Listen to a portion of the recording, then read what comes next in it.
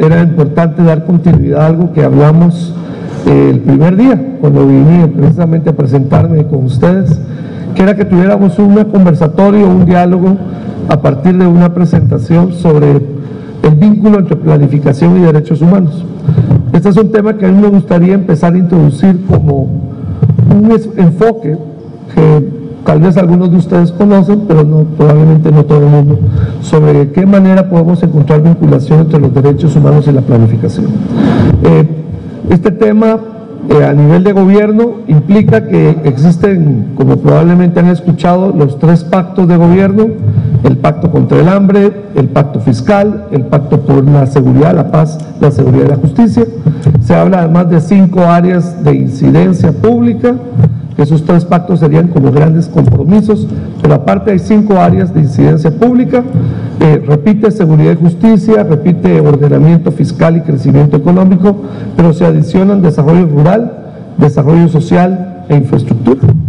Y el presidente ha dicho que hay 2 grandes temas transversales que toda la ejecución pública del Estado debería estar, digamos, tomando en consideración: el tema de la transparencia y de cómo lograr una ejecución más transparente de los presupuestos públicos, y el tema de los derechos humanos. Todo el Estado está comprometido con el respeto, promoción y, digamos, defensa de los derechos humanos. Entonces, en ese marco de esa visión transversal que a nosotros como CGPLAN nos toca de alguna manera vigilar en el proceso, pues nos interesaría empezar una reflexión al interior de CGPLAN sobre cómo nosotros podemos ver derechos humanos desde la planificación, y cómo van a ver es desde la planificación y obviamente las políticas públicas. Nos acompañan, para que tengan información, 2 compañeras acá adelante de la Oficina del Alto Comisionado de las Naciones Unidas para los Derechos Humanos, la OACNUR, quienes gentilmente han manifestado que podrían participar acá y están en calidad de audiencia con ustedes, así que también van a hacer preguntas y dudas. Hay un consenso de Naciones Unidas de hace varios años, tal vez unos 7 años, sobre cómo ver el enfoque de los derechos humanos en el desarrollo y en la programación en general del trabajo de cooperación. Parte de algunas ideas que están acá, en parte se inspirado en eso, pero como ustedes saben, yo fui funcionario de Naciones Unidas muchos años, y algunos tuvimos un camino un poco diferente de lo que es el llamado consenso, y esto también lo refleja de alguna manera. Posteriormente vamos a tener más espacio para dialogar, pero este es un primer momento para empezar esta conversación. Ok. El subtítulo está ahí capciosamente, ¿no? Un matrimonio necesario. Y para todos los que tenemos años de estar casados, sabemos que un matrimonio es un buen momento y hay momentos difíciles también, ¿okay? Entonces este es un matrimonio necesario, pero como todos los matrimonios, un matrimonio con algunas dificultades, ¿okay? Y eso es lo que vamos a ver también en la presentación. No todo es perfecto en este matrimonio entre planificación y derechos humanos, ¿okay? Yo quiero empezar por 5 o 6 láminas, tratando de introducir algunos elementos de historia, porque hay algo que hay que entender muy bien. Aunque los derechos humanos sean normas taxativas, definidas internacionalmente y apropiadas en la mayor parte de países a través de las constituciones de la República, como en el caso de nuestro país, ¿no? Sin embargo, los derechos humanos son producto de una evolución histórica de la humanidad, ¿sí? Entonces hay que entender que estamos hablando, al igual que la planificación. La planificación es un tema que no se debatía en el siglo XVIII, ¿okay? Empezamos a hablar de planificación en el siglo XX, en primer lugar, ¿okay? Entonces, las categorías existen, pero tienen una historia, y toda palabra, todo concepto tiene una historia. Y los derechos humanos tienen una historia. Pero hay que empezar por decir, digamos, en términos de los derechos humanos, de dónde venimos como sociedades humanas. Y hay que decir que la mayor parte de la historia humana ha sido una historia donde la humanidad se ha debatido en la pobreza y la violencia. Tener sociedades prósperas y sociedades pacíficas es una conquista muy reciente de la mayor parte de países del mundo, y como todos sabemos, por nuestro propio país, algunos con muchos desafíos todavía por delante, ¿okay? Pero hoy, una parte de la humanidad, no toda, una parte todavía no mayoritaria de la humanidad puede disfrutar de sociedades que son prósperas y son pacíficas, tienen niveles de violencia relativamente bajos y tienen niveles de pobreza ínfimos. Bueno, ese es un logro histórico, porque eso que sucedió básicamente de la Segunda Guerra Mundial para acá, o sea que no tiene más de 60, 70 años de existir, no es la historia de la humanidad. La historia de la humanidad es una historia de pobreza y de violencia, ¿okay? Y cómo vencemos la pobreza y cómo vencemos una sociedad violenta es el desafío de toda sociedad, ¿okay? Cómo logramos construir sociedades prósperas y libres de violencia, ¿okay? Ahí está, en términos de Freud, cómo se miraría esto, ¿eh? Eros, Thanatos y civilización. Eros es el hecho de que toda sociedad y todo ser humano busca su reproducción, ¿okay? Thanatos es que todos buscamos no solo reproducirnos, sino sobrevivir, ¿okay? Que es el problema de la muerte. El Thanatos es la muerte en Grecia, ¿no? Eros, la fuerza erótica, el erotismo viene de esa palabra, pero realmente la fuerza de la reproducción, ¿okay? Y la civilización humana se debate, decía, entre esas necesidades de reproducción, ¿okay? Que es la pobreza. Esa es la forma en que se manifiesta el eros a nivel civilizatorio, y la sobrevivencia, que es imponernos a la violencia, poder sobrevivir a pesar de la violencia, ¿okay? Entonces, esa es la historia humana dicha de manera muy compacta. Y bueno, obviamente hemos pasado miles de años tratando de liberarnos de la necesidad, de la pobreza, del hambre sobre todo, y del miedo, porque la violencia, lo terrible es el efecto en nosotros. Todo fenómeno violento provoca en nosotros miedo, es la reacción del Thanatos, de la necesidad de sobrevivir, ¿sí? El hecho de que cuando veamos una situación riesgosa tengamos miedo es porque queremos sobrevivir. Ese es el punto fundamental. El miedo siempre es un buen instinto, pero francamente no podríamos sobrevivir, y no es calidad de vida sobrevivir en una sociedad donde todo el tiempo tenemos miedo, ¿sí? Puede ser que tengamos instintos del miedo, pero no podemos vivir atemorizados. Si vivimos atemorizados, nuestra vida es mísera, ¿okay? Parte de la tragedia de la inseguridad que vivimos hoy a nivel urbano, a nivel social, es tener tanto miedo todo el tiempo. Miedo, obviamente, de morir. Ese es el miedo básico que todos tenemos, ¿okay? Entonces nos hemos pasado miles de años queriendo liberarnos del hambre, de la pobreza y del miedo. Eso ha sido básicamente nuestro devenir como sociedades humanas. Y hace 300 años la cosa empezó a cambiar. Empezamos a pensar que era posible construir sociedades que se liberaran del miedo y se liberaran de la necesidad. El contexto histórico es el siglo XVIII y tiene que ver con algo muy particular. Tiene que ver con el desarrollo del capitalismo, el surgimiento y el desarrollo del capitalismo, que hace que la productividad del trabajo se eleve enormemente en cuestión de décadas, en cuestión de muy poco tiempo. Hoy hablamos de una revolución tecnológica digital que renueva su tecnología cada año y medio más o menos, totalmente sobre su base. ¿Y qué quiere decir eso? Quiere decir que somos más productivos con lo que tenemos, podemos producir más, y al ser más productivos podemos generar más riqueza a partir de nuestro propio esfuerzo. 8 horas de trabajo hoy nos produce un nivel de bienestar material a una parte de la humanidad que nos garantiza no tener hambre, esencialmente. 8 horas de trabajo. Durante miles de años la humanidad no trabajó 8 horas, trabajó horas de horas de horas, ¿sí? Y el resultado era obvio, moríamos muy jóvenes. Por eso todavía en el mundo rural esto es así. La gente se casaba muy joven, empezaba a tener hijos a los 15 años, ¿okay?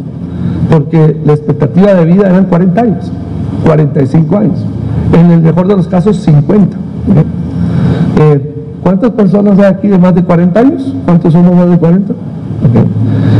Somos producto de la prosperidad humana, ¿okay? Hace 100 años no estaríamos aquí, ¿okay? Básicamente, hace 100 años no existiríamos acá. Los que hubieran levantado la mano de un grupo como este no hubieran sido más de 3 o 4, ¿okay? Es así. Entonces, ese es el dato concreto que nos dice hemos avanzado. Pero todo eso empezó, como decía, en el siglo XVIII, cuando el capitalismo se introdujo como sistema económico y empezó a aumentar la productividad. Adam Smith, el gran padre de la economía, del liberalismo económico también, decía: es que descubrimos la máquina de producir riqueza, que es la división del trabajo. Es lo que él decía. Si uno divide el trabajo, uno es 10 veces más productivo. Si alguien hace lo mismo si uno hace lo mismo repetidamente, alcanza un nivel de especialización que permite elevar la productividad del trabajo. Bueno, estas ideas entraron en el siglo XVIII. Las ideas y la práctica, porque no solamente es un mundo de ideas, es un mundo de hechos sociales. Los hechos sociales fueron eso. Bueno, eso elevó poco a poco la prosperidad de la gente. Y lo segundo, muy importante, es que lo que está abajo, sucedió un fenómeno político paralelo a ese fenómeno económico de incremento de la productividad, que es que a partir de la monarquía constitucional inglesa, que le dijo al rey, la Revolución Naranja que llaman, final del siglo XVII, principio del siglo XVIII, y le dijo: rey, usted está ahí, usted es el Estado, usted lo representa, pero su poder monárquico tiene límites definidos por el Parlamento, que se elige a partir de una cierta constitución política, donde hay electores de ese Parlamento. Entonces vamos a ver que eso obviamente no era una democracia, pero sin embargo eran los indicios o los inicios de un proceso democrático. Y unos 50, 70 años después surgió la Revolución Francesa, la Revolución Americana, y tanto la Declaración de Independencia de Estados Unidos como la Declaración de los Derechos del Hombre en Francia anuncian la posibilidad de construir sociedades basadas en la idea de no sentir temor, de no tener miedo al poder, porque el poder lo logramos amarrar. Thomas Hobbes, uno de los grandes pensadores de esa época, llamaba el Leviatán, el gran monstruo. Era el poder público que invadía la vida de los seres humanos. ¿Y cómo amarramos al Leviatán? Con las leyes, diría Montesquieu, el espíritu de las leyes. Las leyes hacen que el poder público tenga límites. Y mi poder, secretario Secretlan, tiene muchos límites por eso. Aquí me paro y parece muy poderoso, pero realmente mi poder tiene muchos límites, porque los límites me los impone la ley. Ese es el tema. Entonces, estas dos cosas, la prosperidad material creciente, un fenómeno exponencial de incremento de la riqueza material, más la introducción de las ideas de la transformación política y de la democracia y de los límites al poder, hicieron que empezáramos a soñar con sociedades que eran libres del miedo y libres de la pobreza. Ahí empezó ese proceso. Obviamente no es suficiente lo que se hace ahí, continúa la evolución histórica, y para hacer la historia corta, porque si no me voy década por década en la historia europea y americana y luego tengo que entrar a Asia y la cosa se complica mucho, poco a poco fuimos avanzando de una visión de esa sociedad para una minoría, porque decíamos una sociedad que se libera del miedo y la necesidad. Sí, pero ¿para cuántos? Esa era la pregunta. Sí. La Declaración de los Derechos del Hombre no se llama Declaración de los Derechos del Hombre porque quiere ser genérica, es que quiere ser específica. Solo los hombres propietarios, solo los hombres que tienen propiedad tienen derechos, en la Declaración de los Derechos del Hombre. Hoy lo leemos como una universalidad, como que nos habla a todos, hombres, mujeres, no importa el origen étnico, no importa la religión, pero en la definición original eran derechos del hombre, y el hombre era el sujeto que tenía propiedades. Solo ese pertenecía a lo que se llamaba el tercer estado en los estados generales de Francia. Solo los seres humanos libres que tenían propiedades. Pero fuimos caminando de esa definición restrictiva, definida, de lo que es ciudadanía, de quiénes son ciudadanos, a una definición cada vez más amplia, a lo largo de 250 años. Y el primer avance fue empezar a reconocer derechos para niños, Eso es algo interesante en la historia humana. Después de reconocer los derechos del hombre, los primeros derechos que se empiezan a reconocer para algo que sea más que hombres adultos propietarios, es el reconocimiento de ciertos derechos de los niños, que son las leyes laborales inglesas de principios del siglo XIX. La primera gran ley laboral inglesa, que es una ley que tuvo un debate de 10 años en el Parlamento inglés, porque grupos opositores a la ley decían que iba a incrementar la vagancia en Inglaterra, y después se promovieron a mitad del siglo XIX las leyes contra la vagancia. Nosotros tuvimos una ley contra la vagancia en Guatemala a similitud de Inglaterra, pero esa ley que duró 10 años decía solo una cosa: los niños no deben de trabajar más de 12 horas diarias. Eso decía la ley. 10 años en el Parlamento. Y si los opositores dijeron, si los niños trabajan menos de 12 horas van a ver cómo se vuelven vagos. Ese era el tema. Solo para que veamos el nivel de ciudadanía restringida del cual venimos, de reconocimiento de derechos del cual venimos. Igual, pues, obviamente, como todos ustedes saben, las mujeres, como dicen en una película cubana de los años 80, son iguales que a los hombres hasta cierto punto. Esa era prácticamente, esa es la historia de la humanidad. Hasta que a alguien se le ocurrió que eran iguales, realmente. Y empezamos a promulgar legislación para reconocer algo que hoy nos parece normal, que es que hombres y mujeres pueden participar, por ejemplo, de un ejercicio electoral. Entonces la ciudadanía ha venido ganando en inclusión. Nos hemos movido del mundo de una ciudadanía democrática excluyente a una cada vez más incluyente. Y eso ha sido la evolución de 250 años hasta que llegamos a algo muy importante para la humanidad, año 48, la Declaración Universal de los Derechos Humanos. La Declaración Universal de los Derechos Humanos, a diferencia de la Declaración de los Derechos del Hombre de la Revolución Francesa, esta sí es universal. Dice que todos somos iguales en derechos, no importa nuestro sexo, nuestra pertenencia étnica, la religión que profesamos, la ideología que tengamos. Todos somos iguales en dignidad. No hay nadie más que otro. O para decirlo más claro, yo creo que lo dice ahí, no lo dice acá, porque lo tengo más adelante. No hay ciudadanos de segunda clase. No hay ciudadanos de segunda clase. No hay tal cosa de que, mire, usted sí, pero hasta cierto punto es ciudadano y usted no. Usted le tocan menos derechos.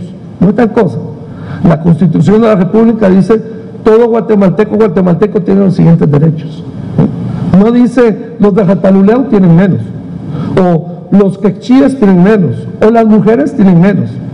Dice, todos los guatemaltecos y guatemaltecas tenemos los siguientes derechos. Obviamente hay restricciones de ley en el ejercicio de los derechos. Los derechos no son libertades ilimitadas. En una convivencia democrática, la libertad implica una responsabilidad y por eso hay límites para esa libertad. Pero todos somos iguales en las libertades. Nadie puede ser más libre que otro, o nadie debería ser más libre que otro, para decirle a otro igual. Pero después de la Declaración Universal, que hace ese gran... bueno, y otra cosa muy importante, ustedes leen la Declaración Universal de los Derechos Humanos y se van a dar cuenta de que no solo habla de los derechos civiles y políticos, empieza a hablar de derechos sociales, de derechos económicos de la población, incluso de derechos culturales, habla de la declaración. Entonces, es la primera vez que entendemos la complejidad del ser humano, de que para liberarse de la necesidad, la pobreza, el hambre y el miedo, necesitamos un reconocimiento de derechos que sea amplio en todo el espectro, que abarque lo civil, lo político, lo económico, lo social, lo cultural. Y de ahí en adelante empezaron a avanzar a nivel internacional diferentes visiones de cómo ir fortaleciendo ese cuerpo que está en la Declaración Universal. El Pacto Teherán, que se llama el de derechos económicos, sociales y culturales, los derechos de las mujeres, que empezaron a condicionarse como un elemento fundamental, y es muy importante la Convención para la Eliminación de todas las formas de discriminación contra la mujer, ¿no?, de los años 70, los derechos de la niñez, que terminaron cerrando los años 80, 89, la Convención de los Derechos del Niño, los derechos de los pueblos indígenas y minorías étnicas, que por el momento los leemos en el convenio 169 de la OIT, anomalía que esperamos cambie dentro de pocos años a través de una declaración propiamente de derechos de los pueblos indígenas y minorías étnicas emitida por la Asamblea General, ¿no?, para ser ratificada por los Estados miembros. Guatemala es signatario de todo, ¿eh? O sea, que en Guatemala todo esto es aplicable. Esto no es doctrina internacional que algún día tal vez nosotros apliquemos. No. Estos son leyes nacionales todas, ¿no? Todas son de obligatorio cumplimiento, ¿no? Hasta que llegamos a algo muy importante que ahí dice Viena 1993. Viena 1993 es el Congreso, o la cumbre realmente, la cumbre mundial de los derechos humanos que existió. Es la primera vez que se hizo una cumbre mundial solo para hablar de los derechos humanos. ¿Y por qué fue importante Viena? La fecha era crítica, la puse antes, 1993. Viena se da en el espíritu de la caída del muro de Berlín en el año 89. Entonces, el espíritu de Viena hasta durante todo el periodo de la Guerra Fría, básicamente el mundo de los derechos humanos estaba bastante dividido. Los que estaban del lado occidental, para ponerlo en este lenguaje de la Guerra Fría, creían y defendían los derechos civiles y políticos. Y los que estaban del lado oriental, del otro lado de la cortina de hierro, dirían del lado occidental, defendían los derechos económicos, sociales y culturales. Y aunque había un acuerdo en las Naciones Unidas de que todos esos derechos eran importantes, cada uno se especializaba, para ponerlo de alguna manera, políticamente en unos u otros. Entonces, si ustedes trataban de armar un sindicato en los años 70, eran comunistas. Hoy pueden organizar un sindicato y no necesariamente ser tachados de comunistas. Pero en los años 70 era obligatorio. Quien organiza un sindicato es un comunista, porque los derechos sociales solo los dicen los comunistas. Y por otro lado, si ustedes iban a un país de régimen, digamos, socialista, orientado o inspirado en el modelo soviético de la época, y decían libertad de expresión, pues eran capitalistas, automáticamente, porque solo los capitalistas defienden la libertad de expresión. Era un mundo. Viena dice, se acabó esa historia, cayó el muro de Berlín, los derechos son todos, y nadie es comunista por pedir derechos sociales y nadie es capitalista por pedir la libertad de expresión. Somos seres humanos y necesitamos tanto los derechos sociales como los derechos políticos. Un ser humano, para ser respetado en toda su dignidad, necesita ser respetado por sus derechos económicos, sociales y culturales y por sus derechos civiles y políticos. Y entonces, muy importante, Viena afirma el principio de integralidad o interdependencia de los derechos humanos, que después vamos a hablar un poquito sobre eso. Los derechos humanos tienen una interdependencia. Uno no puede menoscabar los derechos civiles y políticos sin afectar los sociales, económicos y culturales. Y uno, cuando afecta los derechos económicos y sociales y culturales, afecta de manera clara también los derechos civiles y políticos. Y eso es lo que afirma Viena. Y esta es la gran lección de Viena. Viena nos viene a decir, somos un solo ser humano, no un ser humano partido en dos ambientes de derechos o en dos dimensiones de los derechos. Y bueno, dice algo muy importante Viena, que la ciudadanía es para todos, que no hay ninguna exclusión de ninguna clase, pero muy importante, dice que la justicia consiste en una cosa muy importante, hacer igual al que hoy es desigual. Si todos somos iguales en dignidad, si todos tenemos los mismos derechos, la justicia de lo que se encarga es de hacer igual al que es desigual. De eso se trata la justicia. La justicia vista desde el ángulo de los derechos humanos. Y bueno, lamentablemente Viena establece un avance en la conciencia humana, pero no un avance en la realidad social.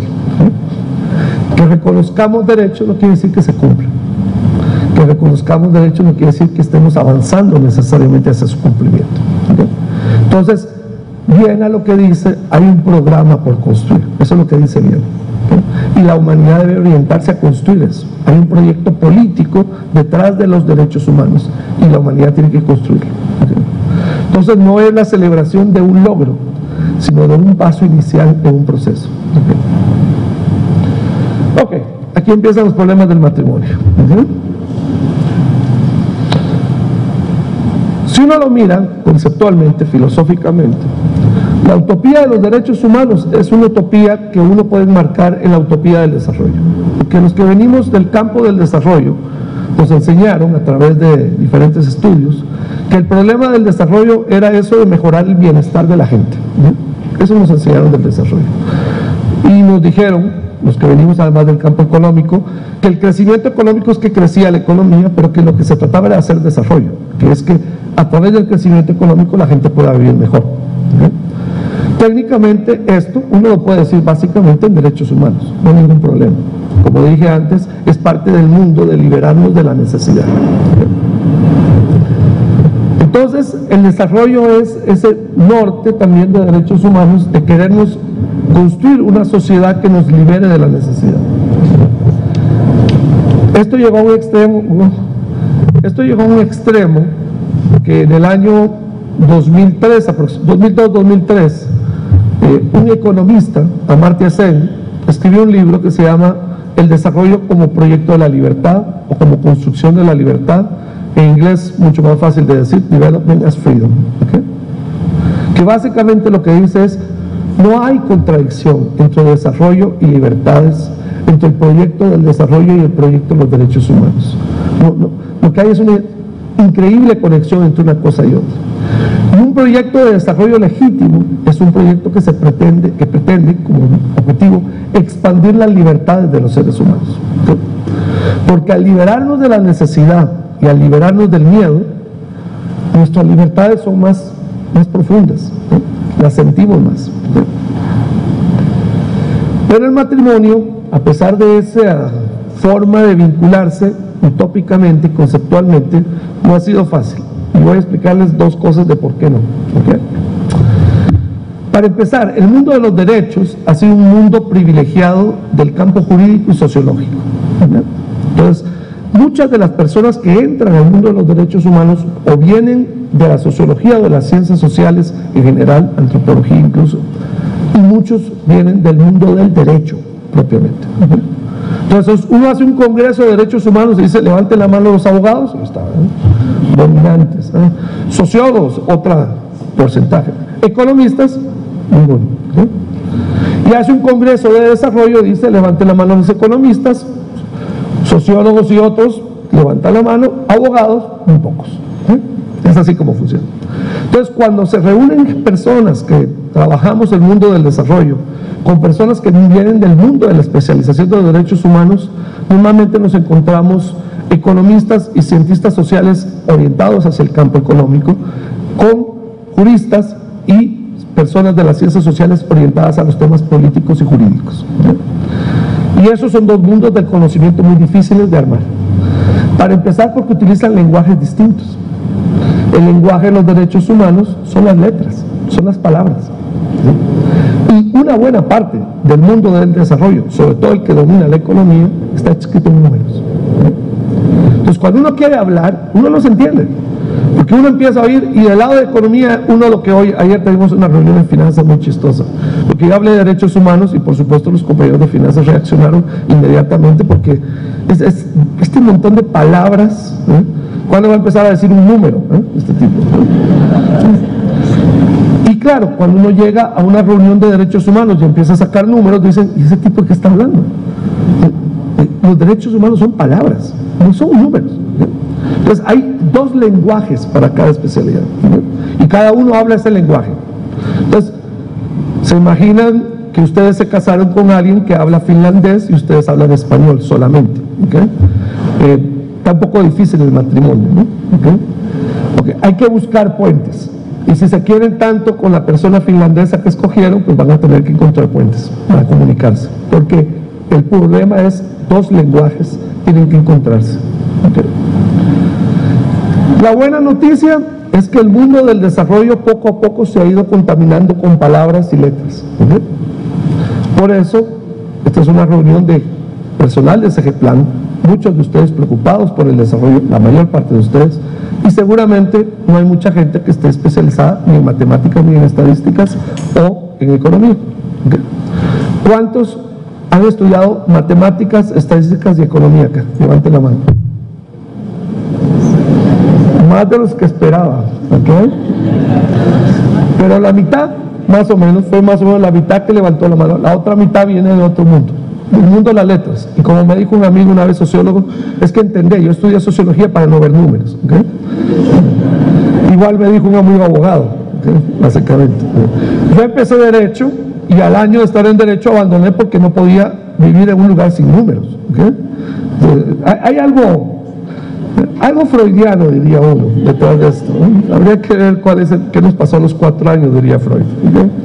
Pero en fin, la cuestión es que estamos orientados cada uno hacia formas de lenguaje diferentes. ¿Okay? Okay. El tema es el siguiente: a pesar de esa dificultad de lenguaje, podemos encontrar puentes.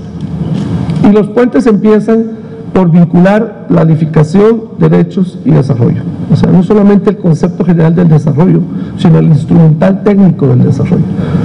Los que estudiamos o nos preocupamos por el tema del desarrollo, nos encontramos con un instrumental muy básico, que es la planificación. ¿Por qué? Porque cualquiera que sepa algo de desarrollo sabe que el desarrollo es un proceso siempre de mediano y largo plazo. ¿Okay? Nadie logra transformaciones sociales sustantivas en 2 años. ¿Okay?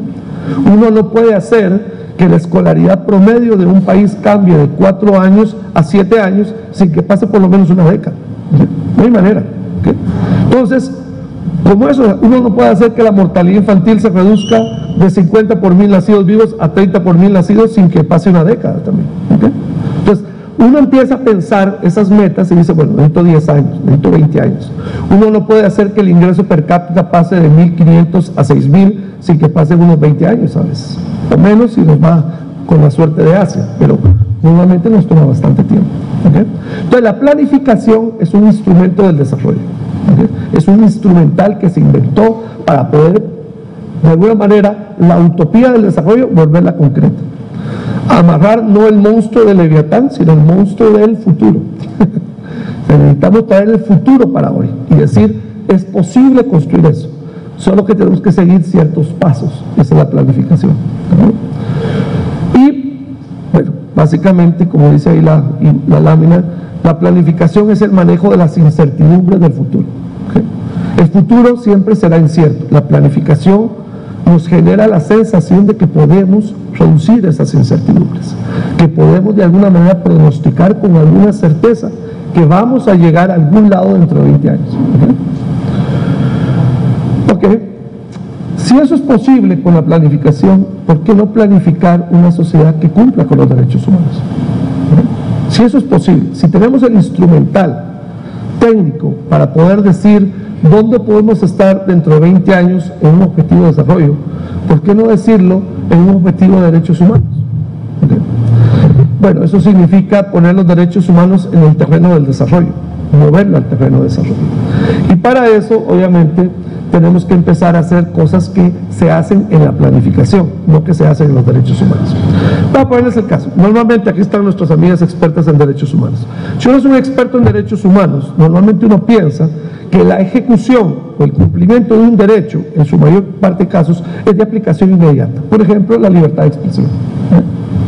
El derecho a expresarse libremente, de ejecución inmediata. O sea, hoy me lo permiten, hoy no me lo permiten, pero es de ejecución inmediata. ¿Dónde empieza a ser necesario entonces el mundo del desarrollo? Cuando uno entra en el mundo de los derechos económicos, sociales y culturales. Porque en el mundo de los derechos económicos, sociales y culturales, garantizarle la educación a todas y todos los guatemaltecos hasta un cierto nivel de escolaridad es una meta de desarrollo. ¿Okay? Es así como funciona. Ahora vamos a ver por qué entran entonces algunos principios de derechos humanos vinculados con esto. Ok. Pero entonces utilizamos el instrumental de la planificación. Y la instrumental de la planificación, en su nivel más concreto, son las políticas públicas. ¿Okay? O sea, cuando uno ya pasa del instrumental de la planificación general a lo concreto, uno divide la planificación en dimensiones de política pública. La política educativa, la política sanitaria, la política económica, la política de seguridad del Estado, etc. ¿Okay? Ahora, si uno se da cuenta, ¿eso es para qué? Para poder hacer cumplir los fines del Estado. Porque los fines del Estado, el Estado se crea con el fin de cumplir con ciertas obligaciones. Entonces uno está utilizando las políticas para cumplir con esas obligaciones. ¿Sí? Acá nada de lo que hacemos en Segeplan lo hacemos porque queremos hacerlo únicamente, es porque tenemos obligación jurídica de hacerlo. ¿Sí? O sea, en la Constitución de la República dice, están estos derechos de los guatemaltecos, y en el artículo 140 que ahí se cita, lo pueden ir a leer después, dice: el Estado se organiza con el objetivo de garantizar las libertades y los derechos fundamentales de los guatemaltecos. Ese es el fin primordial del Estado guatemalteco. ¿Okay? El artículo 140 lo dice claro. Entonces, aquí estamos organizados tratando de alcanzar los derechos y las libertades de los guatemaltecos. Para eso nos organizamos en Estado. ¿Okay? Ok, pero para pasar de la filosofía política a la realidad social necesitamos el puente de las políticas públicas, que es un puente de lo que llamo yo ingeniería social. ¿Okay? Obviamente un tipo de política pública muy particular, porque si estamos en el ámbito de los derechos humanos, el objetivo de una política pública es hacer igual al que es desigual. No se olviden de bien. ¿Okay? O sea, el punto de una política pública que se orienta por los derechos humanos es hacer igual al que hoy es desigual. Es el sentido básico del proceso. Ok. hay unos principios de derechos humanos que son básicos para la política pública. Un primer principio importante es el principio de universalidad, que dice que no pueden haber inequidades en la sociedad. Entonces la política pública tiene que orientarse a construir brechas, a cerrar brechas de inequidad. Eso es un primer objetivo, pero basado en el principio de la universalidad afirmado por los derechos humanos. Hay un segundo principio que es el principio de no discriminación, que no es exactamente que no haya inequidades, es que no haya exclusiones, ¿okay? La no discriminación dice que yo no puedo agarrar a un grupo de población y sacarlo de la ciudadanía, ¿okay? Tengo que orientarme a incluir a todos los grupos que hoy son excluidos, ¿okay? Y un tercer principio importante que ya mencioné para Viena es la interdependencia, que es que reconocemos todos los derechos civiles, políticos, económicos y sociales, ¿okay? Hay otros principios. El principio de progresividad. El principio de progresividad dice algo muy importante, es que uno puede no poder cumplir un derecho totalmente el día de hoy, el derecho a la educación, mencionado anteriormente, pero uno tiene que caminar progresivamente hacia lograr cumplirlo, ¿okay? Entonces no hay argumentos, no hay excusas para decir, ¿sabes qué? Ya no voy a hacer más educación. No, a partir de que está firmado como derechos, mi misión es garantizar ese derecho para todos, aunque me tome 100 años hacerlo, pero tengo que hacerlo, ¿okay? Y eso se llama progresividad. Hay otro principio que aparece en algunos tratados de derechos humanos, que es el de máxima asignación posible de recursos, ¿okay? Que dice que los estados que se organizan para cumplir los derechos de sus ciudadanos deben de asignar la máxima posibilidad de recursos para cumplir esos derechos, ¿okay? Es una restricción que llamaríamos de carácter fiscal y económica. Los derechos son prioridad absoluta, dicen algunos, pero obviamente los derechos no pueden ser todos los derechos al mismo tiempo, es una visión priorizada de los derechos, ¿okay? Otro principio importante, que es una preocupación que ha tenido siempre Segeplan a través de su historia y particularmente en los últimos años, la participación. Al reconocer que todas las personas son sujetos de derechos, entendemos que uno no llega y le dice a la gente lo que tiene que hacer, uno construye con la gente lo que hay que hacer, ¿okay? Y la planificación, las políticas públicas deben orientarse por lo tanto a un principio de participación ciudadana, ¿okay? Y un principio muy importante, dado que hacemos una acción pública en favor de los derechos, es que tenemos que rendir cuentas a la ciudadanía. El poder público, las políticas públicas, la planificación tiene que rendirle cuentas a la ciudadanía, porque el motivo por el cual existimos es poder cumplir sus derechos, ¿okay? Entonces tenemos que devolver a la ciudadanía información y balance de cómo estamos manejando el Estado en favor del cumplimiento de los derechos humanos. Ahora más adelante vamos a profundizar en esto, pero si uno lo mira como principios, entonces uno diría lo siguiente: políticas públicas orientadas a los derechos humanos son políticas que promueven la equidad, políticas que promueven la inclusión social, políticas que promueven el entrelazamiento, la intersectorialidad de los resultados, políticas que nos hacen avanzar y que podemos medir su progreso, ¿no? Políticas articuladas con presupuestos, con financiamiento, con transparencia, con eficiencia, pero con financiamiento. No hay una política pública si no hay financiamiento, no hay una política pública que se pueda desarrollar en derechos humanos si no hay financiamiento, ¿okay? Políticas que tienen que ser participativas y políticas que rinden cuentas por sus resultados. Si ustedes se dan cuenta, la mayor parte de estos criterios de política los cumplimos cuando tratamos de orientar cosas en Segeplan. Sí, históricamente estos principios han estado ahí. Lo que no sabíamos es que lo hacíamos en nombre de los derechos humanos, ¿okay?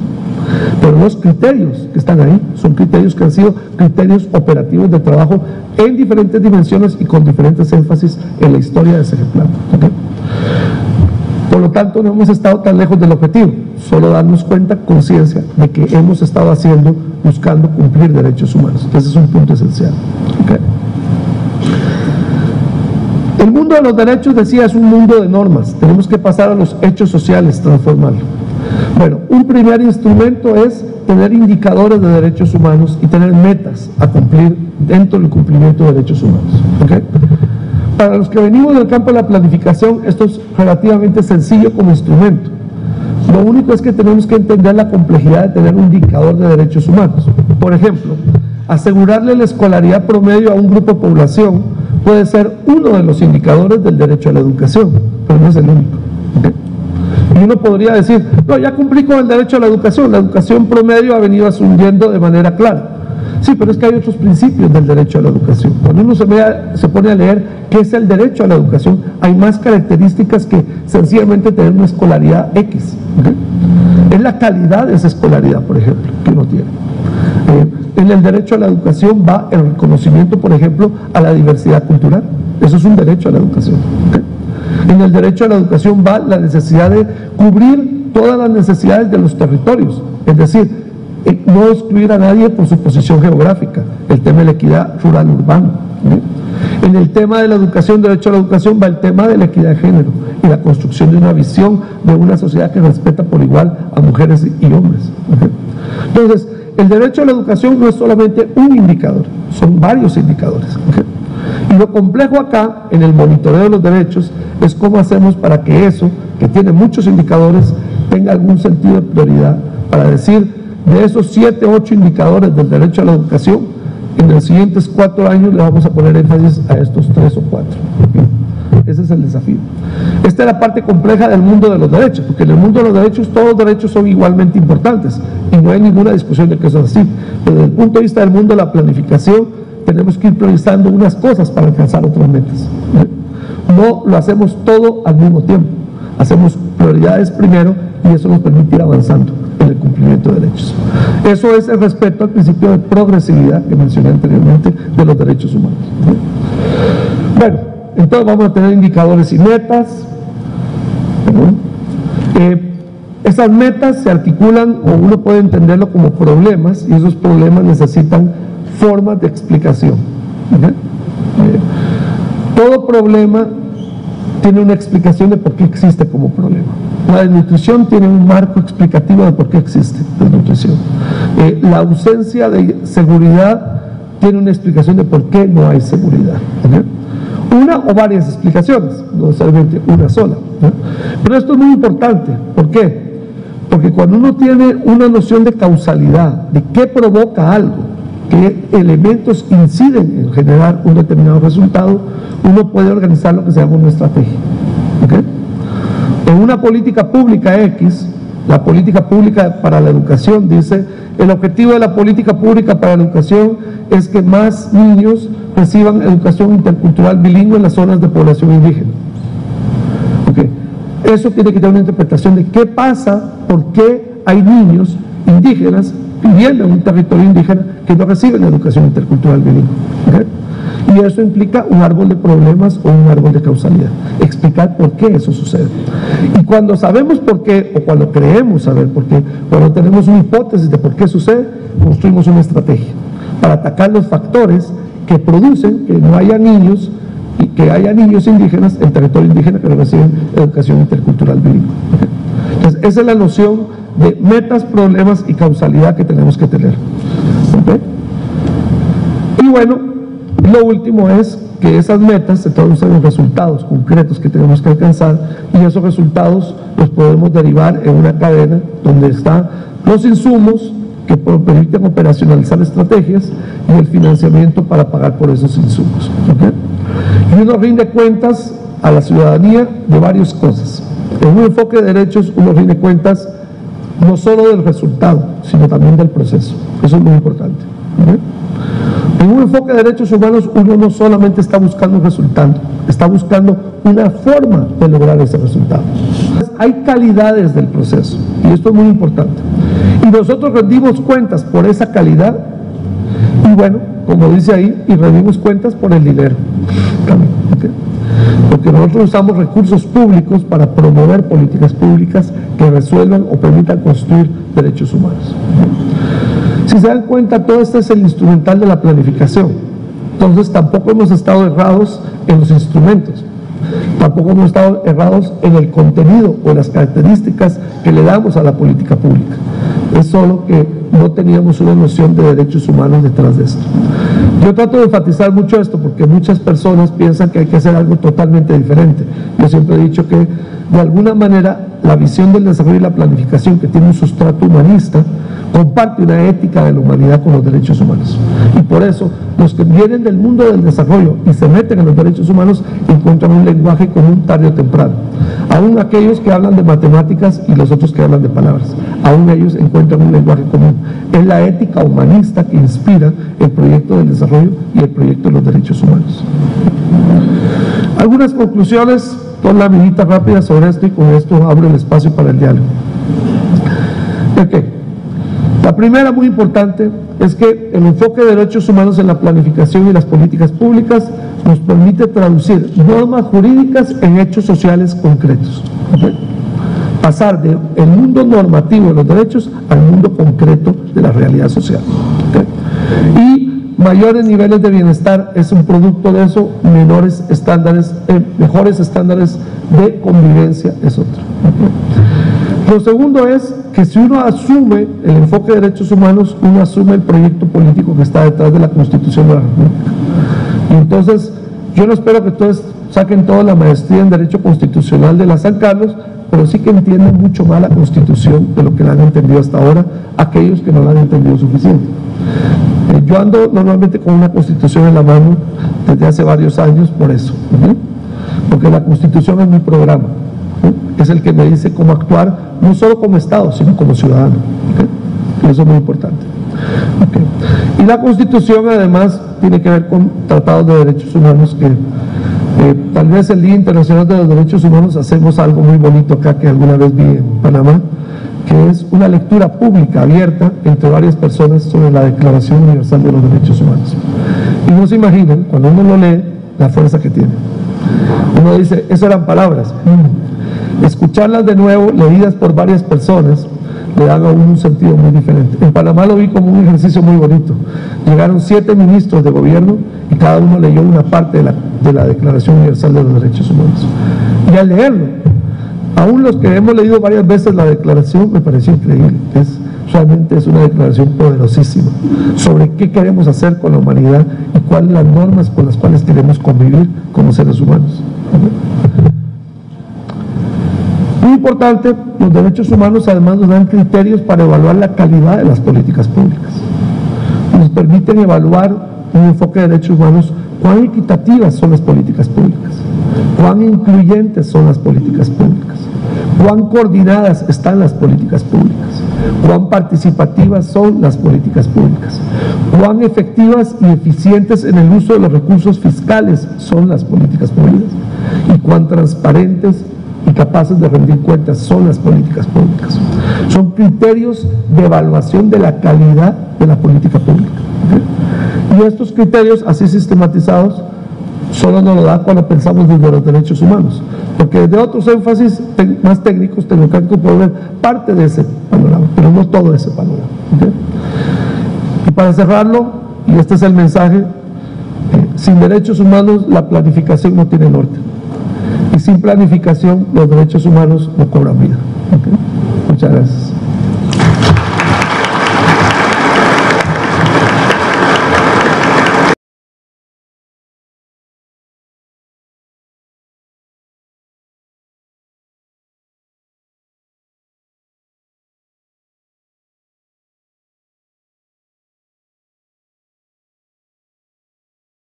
Era importante dar continuidad a algo que hablamos el primer día, cuando vine precisamente a presentarme con ustedes, que era que tuviéramos un conversatorio, un diálogo a partir de una presentación sobre el vínculo entre planificación y derechos humanos.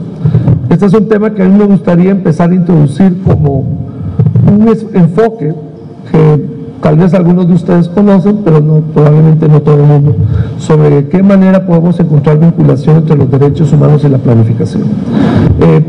Este tema a nivel de gobierno implica que existen, como probablemente han escuchado, los 3 pactos de gobierno: el pacto contra el hambre, el pacto fiscal, el pacto por la seguridad, la paz, la seguridad y la justicia. Se habla además de 5 áreas de incidencia pública. Esos 3 pactos serían como grandes compromisos, pero aparte hay 5 áreas de incidencia pública. Repite seguridad y justicia, repite ordenamiento fiscal y crecimiento económico, pero se adicionan desarrollo rural, desarrollo social e infraestructura. Y el presidente ha dicho que hay 2 grandes temas transversales que toda la ejecución pública del Estado debería estar, digamos, tomando en consideración.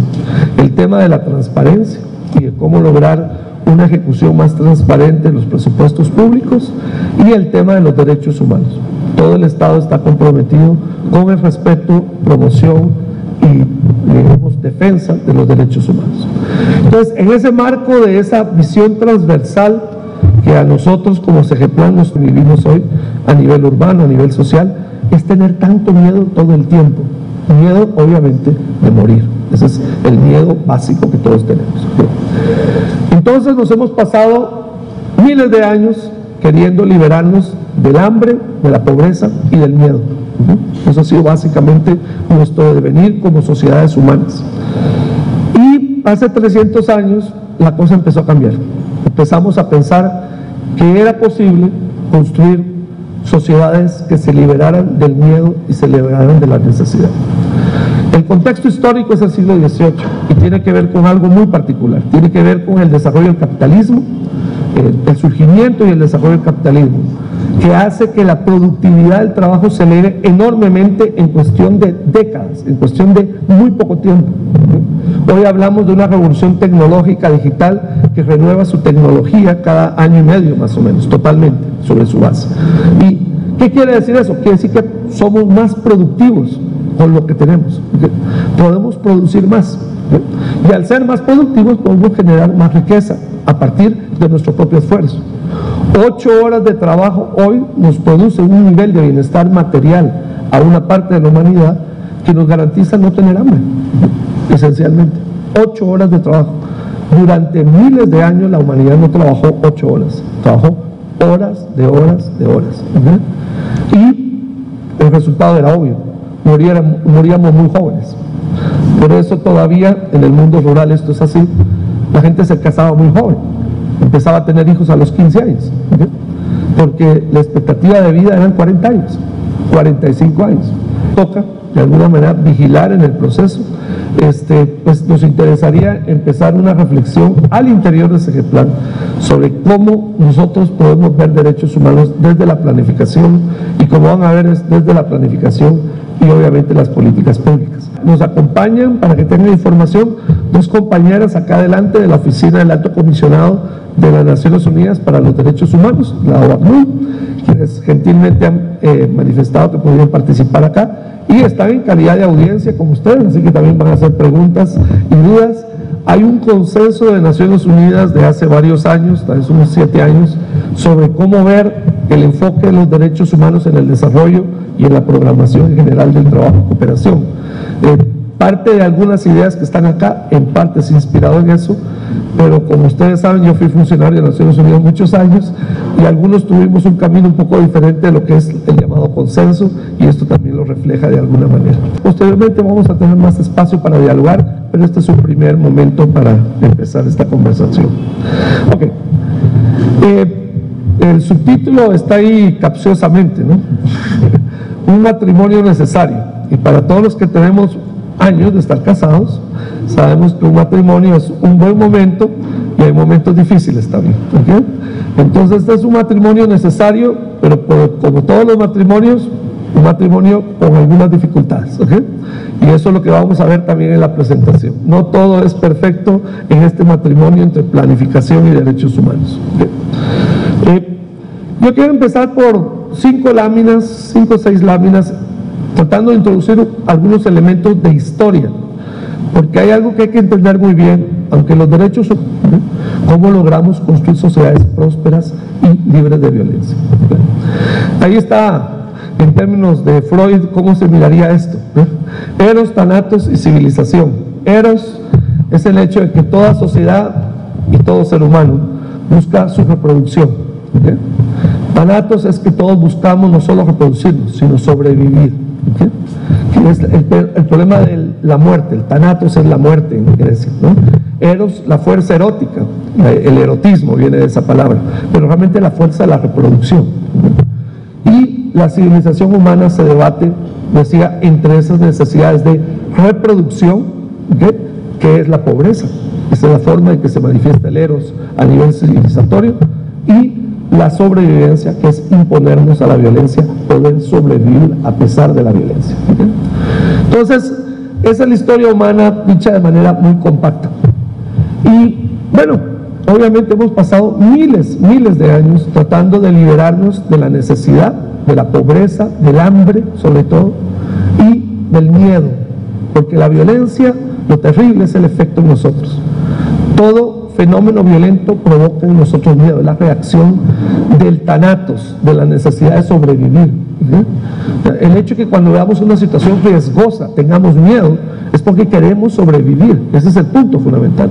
El miedo siempre es un buen instinto, pero francamente no podríamos sobrevivir, y no es calidad de vida sobrevivir en una sociedad donde todo el tiempo tenemos miedo. Puede ser que tengamos instintos del miedo, pero no podemos vivir atemorizados. Si vivimos atemorizados, nuestra vida es mísera. Parte de la tragedia de la inseguridad, que no sean normas taxativas, definidas internacionalmente y apropiadas en la mayor parte de países a través de las constituciones de la República, como en el caso de nuestro país, ¿no? Sin embargo, los derechos humanos son producto de una evolución histórica de la humanidad. Entonces hay que entender que estamos hablando, al igual que la planificación. La planificación es un tema que no se debatía en el siglo XVIII. Empezamos a hablar de planificación en el siglo XX, en primer lugar. Entonces, las categorías existen, pero tienen una historia. Y toda palabra, todo concepto tiene una historia. Y los derechos humanos tienen una historia. Pero hay que empezar por decir, digamos, en términos de los derechos humanos, de dónde venimos como sociedades humanas. Y hay que decir que la mayor parte de la historia humana ha sido una historia donde la humanidad se ha debatido en la pobreza y la violencia. Tener sociedades prósperas y sociedades pacíficas es una conquista muy reciente de la mayor parte de países del mundo, y como todos sabemos, por nuestro propio país, algunos con muchos desafíos todavía por delante. Pero hoy, una parte de la humanidad, no toda, una parte todavía no mayoritaria de la humanidad puede disfrutar de sociedades que son prósperas y son pacíficas, tienen niveles de violencia relativamente bajos y tienen niveles de pobreza ínfimos. Bueno, ese es un logro histórico, porque eso que sucedió básicamente de la Segunda Guerra Mundial para acá, o sea que no tiene más de 60, 70 años de existir, no es la historia de la humanidad. La historia de la humanidad es una historia de pobreza y de violencia. ¿Y cómo vencemos la pobreza y cómo vencemos una sociedad violenta? Es el desafío de toda sociedad.